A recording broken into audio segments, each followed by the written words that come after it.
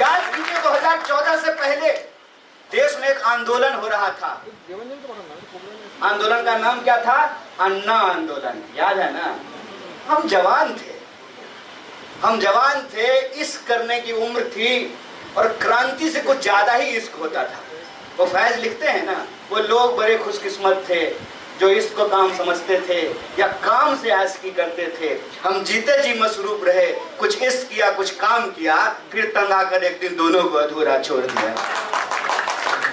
उस रोमांटिक उम्र में जब ये कहता था ना कोई कि भ्रष्टाचार हो रहा है, सारे भ्रष्ट नेताओं को जो है उनका घर तोड़ देना चाहिए, उनका गाड़ी तोड़ देना चाहिए, पार्लियामेंट पे अटैक कर देना चाहिए, सुनने में अच्छा लगता है। अभी हम लोगों ने देखा कि नेपाल में यही हुआ, बांग्लादेश में यही हुआ। वो जब हो रहा था तो नफरत थी कांग्रेस की सरकार के प्रति, कांग्रेस के मंत्रियों के प्रति नफरत था नौजवानों के मन में। और सपना क्या दिखाया जा रहा था कि कांग्रेस करप्ट है, कांग्रेस खराब है, और सपना दिखाया जा रहा था कि एक बार मोदी जी देश के प्रधानमंत्री बन जाएं, हर युवा को रोजगार मिलेगा, हर साल 2 करोड़ नौकरी दी जाएगी, सारा काला धन जो स्विस बैंक में जमा है वो लाया जाएगा भारत, और एक एक आदमी के खाते में 15-15 लाख रुपया पहुंचाया जाएगा। अगर मान लीजिए कि आपके घर में 5 लोग हैं तो आपके घर में 75 लाख रुपया पहुंचेगा। किसानों को उनके फसल का दाम डबल मिलेगा, महिलाओं पे अत्याचार बंद हो जाएगा, हर लोगों को पक्का मकान मिलेगा, घर मिलेगा। याद है वो सब वादा? पेट्रोल 50 रुपए लीटर मिलने लगेगा, गैस सिलेंडर 500 रुपए लीटर मिलने लगेगा। पेट्रोल 100 रुपए लीटर मिल रहा है, गैस सिलेंडर 1000 रुपए लीटर मिल रहा है। 1 लाख लोगों को भी हर साल नौकरी नहीं मिल रही है। किसानों के फसल का दाम तो छोड़ दीजिए, जो किसान 1 घंटे में 1 आत्महत्या करते थे 1 घंटे में 2 आत्महत्या कर रहे हैं। महंगाई की हालत यह है कि हर चीज का दाम दुगना हो गया है। और भ्रष्टाचारियों का हालत यह है कि जब तक कांग्रेस में तो भ्रष्ट थे और जब से भाजपा आ गए तो देशभक्त हो गए। इनकलाब जिंदाबाद। ये हम अपने आंखों के सामने होते हुए देखे और तब लग रहा था कि ये बस सरकार बदली है। सरकार नहीं बदली थी, सोच बदली थी। सरकार नहीं बदली थी, विचार बदला था। सरकार नहीं बदली थी, इतिहास का किताब बदलने की साजिश रची गई थी। लेकिन इन मूर्खों को कोई समझाए, इतिहास के किताब बदल देने से इतिहास नहीं बदलता है। वक्त लगता है, लेकिन सच झूठ के किसी भी बादल को चीर करके सामने खड़ा हो जाता है। और सच आज हमारे सामने है। और सच ये है कि जिन्होंने इस देश की आजादी के साथ गद्दारी की, जिन्होंने इस देश के संघर्ष के साथ गद्दारी की, शहीद आजम भगत सिंह, सुभाष चंद्र बोस, महात्मा गांधी की हत्या की, नेहरू को गाली गलौज किया, मौलाना अबुल कलाम आजाद के इतिहास को मिटाने की कोशिश की, अशफाक और बिस्मिल की विरासत को उनको आपस में लड़ाने की कोशिश की। वह जो अंग्रेजों की चापलूसी और दलाली किया करते थे, जासूसी किया करते थे, वो आज चाय पर चर्चा करने के लिए आए हैं। आज यह बात बिल्कुल आमने सामने समझ में आने लगी है कि तब की लड़ाई घोड़ों से थी, आज की लड़ाई जोड़ों से है। यह लड़ाई बिल्कुल आमने सामने समझ में आने लगी है कि यह सोच की लड़ाई है, सिर्फ सरकार बदलने की लड़ाई नहीं है। मैं शुक्रिया अदा करता हूं मीर साहब का, उन्होंने मुख्यमंत्री और फिनांस मिनिस्टर बनाने की बात की है। लेकिन मैं उससे आगे बढ़ करके एक बात आपको कहता हूं, ये सिर्फ एमएलए, एमपी, मंत्री या मुख्यमंत्री या प्रधानमंत्री बनाने की लड़ाई नहीं है। यह लड़ाई देश और संविधान को बचाने की लड़ाई है। ये लड़ाई उस विरासत को बचाने की लड़ाई है जिस विरासत को आज मिटाने की कोशिश की जा रही है। यह लड़ाई जो गांधी कहते थे, रघुपति राघव राजा राम, पतित पावन सीता राम, ईश्वर अल्लाह तेरो नाम, सबको सन्मति दे भगवान, ये सबका देश है, उस सोच को बचाने की लड़ाई है। यह लड़ाई कोर्ट से जो गोली मार करके आज देशभक्त कहला रहा है, वो जो मंत्री पद पर रहते हुए लोगों को खुलेआम गोली मारने की बात करते हैं, उस नफरत को हराने की लड़ाई है। इसीलिए हम कहते हैं कि इनकी एक एक कोशिश उस भारत माता की संकल्पना को उस भारतवर्ष की सोच को मिटाने की लड़ाई है, जिस भारतवर्ष के सोच में हम सब बराबर हैं। चाहे हम टीका लगाए हों या टोपी पहने हों, चाहे कुर्ता पहनते हों या साड़ी पहनते हों, चाहे मंदिर जाते हों कि मस्जिद जाते हों, गुरुद्वारों में सर झुकाते हों कि गिरजाघरों में जाते हों, यह देश हम सबका था, है और रहेगा। यह इस बात की लड़ाई है। इसीलिए आज जो बंगाल के सामने चुनौती है, वो चुनौती ये है कि सिर्फ हमको अपना कुर्सी नहीं बचाना है, हमको अपना इतिहास बचाना है, हमको अपनी विरासत बचानी है, हमको अपना समाज बचाना है, और हमको अपनी आने वाली पीढ़ी जो दंगे और नफरत में ना झोंकी जाए, जो हिंसा में ना झोंकी जाए, उस आने वाली पीढ़ी को बचा करके रखना है। जो हम राम और रहीम एक साथ इस मिट्टी पर रहते आए हैं, उस दोस्ती, उस विरासत को बचाने की लड़ाई है। और ये बंगाल को जलाना चाहते हैं, ये बंगाल के लोगों को आपस में लड़ाना चाहते हैं, कभी सीए के नाम पर, कभी वक्फ के नाम पर, और अब इनका नया चोचला एसआईआर आया है। एसआईआर के नाम पर बिहार के, बंगाल के जो आपस में एक साथ रहने वाले लोग हैं, एक दूसरे से नफरत करना सिखाना चाहते हैं, एक दूसरे को शक की निगाह से एक दूसरे को हम देखें, ये हमारे दिमाग में डालना चाहते हैं। इसलिए इस साजिश को हमको समझना पड़ेगा। आपको समझना पड़ेगा कि ये जमहूरियत को अपने पॉकेट में गिरवी बना करके रख लेना चाहते हैं। ये चाहते हैं कि ऑलरेडी इस देश में जमहूरियत जो है वो सांसें गिन रही है, इसकी जो बची खुची सांस है वो भी जमहूरियत की सांस को ये छीन लेना चाहते हैं। आप यहाँ बैठे हुए लोग अपने दिल पे हाथ रख करके कहिए, आप में से कितने लोग सोचते हैं कि आप एमएलए बन सकते हैं? सच बताइए। कोई नहीं। कोई सोचता है? नहीं। ऐसा लिखा हुआ तो नहीं है? है संविधान में ऐसा लिखा हुआ? है संविधान में लिखा हुआ कि आप में से कोई एमएलए नहीं बन सकता है? आप में से किसी को भी भरोसा है कि आप एमपी बन सकते हैं? नहीं, आपको भरोसा है, आप मंच पे खड़े हैं। आप उधर जाकर के बैठिए, आपका भी भरोसा चला जाएगा। झूठ मत बोलिए। आप वहां जाकर के बैठिए, आपका भी भरोसा चला जाएगा। और मैं सच बोल रहा हूं, जब मैं कहता हूं कि मैं गांधी के पार्टी में हूं, तो मैं सिर्फ कहने के लिए नहीं हूं, मैं सचमुच गांधी के पार्टी में हूं। और सच चाहे कितना भी करवा क्यों ना हो, राहुल गांधी यही कहते हैं, डरो मत। एक डरा हुआ इंसान ही दूसरे को डराता है। और हमको कोई चीज खोने का डर नहीं है, हमको कोई चीज खोने का डर नहीं है, कोई चीज पाने का लोभ नहीं है। इसीलिए सच बोलते हैं। सच ये है कि इस देश में किसान का बच्चा किसान नहीं बनना चाहता है, मजदूर का बच्चा मजदूर नहीं बनना चाहता है, डॉक्टर का बेटा डॉक्टर बनना चाहता है, कलेक्टर का बेटा कलेक्टर बनना चाहता है, फार्मर का बेटा फार्मर नहीं बनना चाहता है, लीडर का बेटा लीडर बनना चाहता है। क्रिकेट आए ना आए, बाप गृह मंत्री है, इसलिए बेटा आईसीसी के पोस्ट पे जाकर के बैठा है। झूठ मत बोलिए। अगर झूठ बोलेंगे तो आप याद रखिएगा, कीचड़ से कीचड़ साफ नहीं होता है।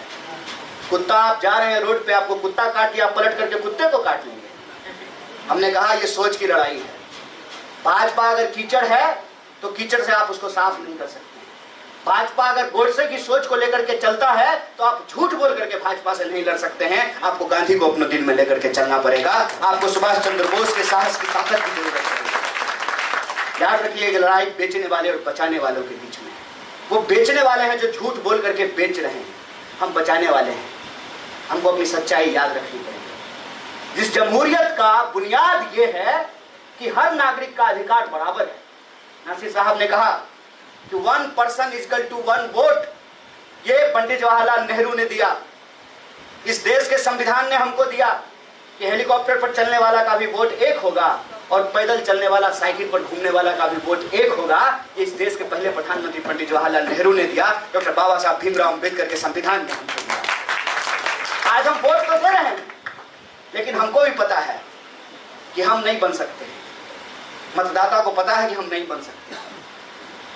तो पहले हर कोई चुनाव लड़ सकता था, ये हमारे दिमाग से मिटा दिया गया। अब जो ये एसआईआर आया है, ये हमारे दिमाग से ये मिटाने की कोशिश है कि तुम्हारी वोट की हमको जरूरत ही नहीं है। और सोचिए कि अगर चोरी से ही सरकार बनेगी तो एमएलए, आप चोरी से जो है, आपको अगर एमएलए बनने का मौका मिल जाएगा साहब, तो आप क्यों जाइएगा राजा बाजार की गलियों में भटकने के लिए, श्याम बाजार की गलियों में भटकने के लिए? आप तो जैसा के बाप के पास जाएंगे, उसको गुड मॉर्निंग सर, नमस्ते सर, सुबह शाम करेंगे, वो वोट चोरी करके आपको एमएलए बना देगा। लोकतंत्र मां के पेट से पैदा होने से नहीं मिला है। लोकतंत्र जिन माओं ने ऐसे बच्चों को अपनी कोख से पैदा किया जो हंसते हंसते फांसी के फंदे को हंसते हंसते फांसी के फंदे को चूम लिए, उनकी वजह से लोकतंत्र आया है। नहीं तो रानी के पेट से राजा पैदा होता था, रानी के पेट से राजा पैदा होता था। कौन कहां पैदा होगा इससे उसका मुस्तकबिल तय होता था। जमहूरियत में कोई कुछ भी बन सकता है। प्रधानमंत्री झूठ ही सही अगर ये कहते हैं कि वो चाय बेचे हैं फिर इस देश का प्रधानमंत्री बने हैं, तो उनको नेहरू को धन्यवाद कहना चाहिए, उनको कांग्रेस पार्टी को धन्यवाद कहना चाहिए। अगर इस देश में जमहूरियत नहीं होता तो मेरी माँ आंगनबाड़ी में काम करती है, क्या हम प्रधानमंत्री के खिलाफ अपनी आवाज को उठा पाते? जिस देश में लोगों को जूता पहनने का अधिकार नहीं था, सर पे छाता रखने का अधिकार नहीं था, घोड़ा पे चढ़ने का अधिकार नहीं था, 21वीं सदी में आप मर्सिडीज पे चढ़ सकते हैं लेकिन घोड़ी पे नहीं चढ़ सकते हैं। बताइए कितना कमाल का देश है। आपको लगता है कि जमहूरियत वरदान में मिला है? लोक लाज से चलता है लोकतंत्र, लोगों के अधिकार से चलता है लोकतंत्र। लोकतंत्र अगर मिला है तो लोगों की भागीदारी से मिला है, और यह जो SIR है यह लोगों की भागीदारी को समाप्त कर देना चाहते हैं। एक क्रोनोलॉजी समझिए कि अन्ना आंदोलन शुरू हुआ और हुआ कि बदलाव आएगा देश में। 14 में बदलाव तो हुआ लेकिन वो बदलाव सकारात्मक नहीं नकारात्मक था, देश को आगे नहीं पीछे ले जा रहा था। देश के लोगों को छेड़िए, अपनी भी डिग्री छुपा रहा था, अपनी शादी छुपा रहा था। जिसने अपनी शादी चलाई नहीं वो घर घर जाकर के सिंदूर बांट रहा था, है ना कमाल का बात। जिसने अपनी पत्नी छोड़ दी वो घर घर जाकर के सिंदूर बांट रहा था, और जो माल का बात आया तो भारत पाकिस्तान का दुबई में मैच करा रहा है ना कमाल की बात। ये सब हम अपनी आंखों के सामने देख रहे हैं। इसीलिए SIR की क्रोनोलॉजी समझिए। जब 14 में सरकार बनी तो अभिमान से कहता है जयशाह का पप्पा कि 50 साल तक राज करेंगे। कैसे भाई? 5 मिनट के बाद हमारे आपके साथ क्या होगा? सर पे ये छत गिर जाए, हम अभी मर जाएं, जा रहे हैं एक्सीडेंट हो जाए तो जिंदगी खत्म हो जाए, जिंदगी का कुछ मालूम नहीं। आपको कैसे मालूम है 50 साल तक आप राज करेंगे? क्योंकि उन्होंने बेईमानी कर लिया था। बेईमानी ऐसे करी कि पहले रिजॉर्ट घुमाना शुरू किया MLA को, रिजॉर्ट पॉलिटिक्स शुरू हुई, फिर CD बनाया, नेताओं को CD बनाया, फिर ED भेज करके उनको डराया धमकाया, और जो सारे लोग पहले भ्रष्टाचारी कहलाते थे भाजपाई होते ही सारे सदाचारी बन गए, राष्ट्रवादी बन गए। और जब नई सरकार आई तो इन्होंने नया प्रोग्राम बनाया। उसी पार्लियामेंट में ये नया कानून लेकर के आए, जिस कानून में इन्होंने कहा कि चुनाव आयोग के ऊपर कोई कार्रवाई नहीं होगी। कमाल बात है। राज्यसभा के सांसद हमारे बीच मौजूद हैं। अभी एक अध्यादेश सरकार लेकर के आई कि मुख्यमंत्री और प्रधानमंत्री भी कानून से ऊपर नहीं है। 30 दिन तक अगर वो जेल में रहेंगे तो उनको अपने पद से इस्तीफा देना पड़ेगा। मेरा एक सीधा सवाल है, जब मुख्यमंत्री और प्रधानमंत्री भी कानून से ऊपर नहीं है तो चुनाव आयोग को कानून से ऊपर क्यों रखा गया है? ये बात हमको बताइए। चोर चोर मौसेरा भाई, चोर चोर मौसेरा भाई, ये रिश्ता इन्होंने इस तरह से बनाया है कि तुम बेईमानी करो, खुल्लम खुल्ला मेरे लिए बेईमानी करो, और तुम जब बेईमानी करोगे तुम्हारे बेईमानी से हम चुनाव जीतेंगे, और जब तक हम चुनाव जीतते रहेंगे तब तक तुमको बचाते रहेंगे। सैया भय कोतवाल तो अब डर काहे का, है ना।